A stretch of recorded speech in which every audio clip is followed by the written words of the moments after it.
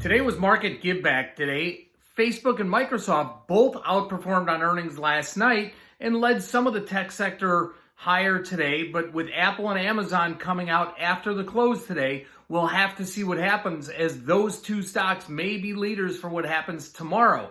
However, today, economic news continued to be grim. Earlier this morning, we got initial jobless claims, which were up another 3.8 million. 3.5 million was what the analysts had expected. That is down 4.4 million, or from 4.4 million from last week. But over the last 6 weeks, 30 million unemployment claims have come in. Also, consumer spending fell 7.5% last month.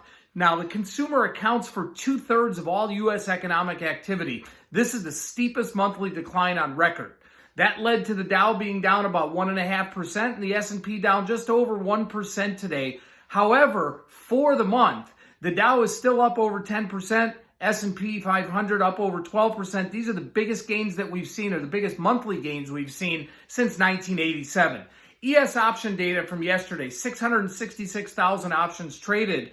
Very heavy on the call side, with only 58% being puts. Just a couple days ago, that number was almost 70% puts. Volume leaders yesterday, the end of month May 3150 calls traded 8,300 times. The end of month, end of week 3, May 2750 puts traded 6,000. End of month, end of week 3, May 2700 puts traded 5,800. And the end of month, April 3,000 calls traded 5,500 times. Now, volatility still around, so ES options are pricing in a move to the end of the day tomorrow of about $40, and the end of the day next Friday, next week, of $100. Bitcoin, wow. A couple days ago, we were talking about Bitcoin and if the bulls were going to be able to get back in charge with a price around $7,700.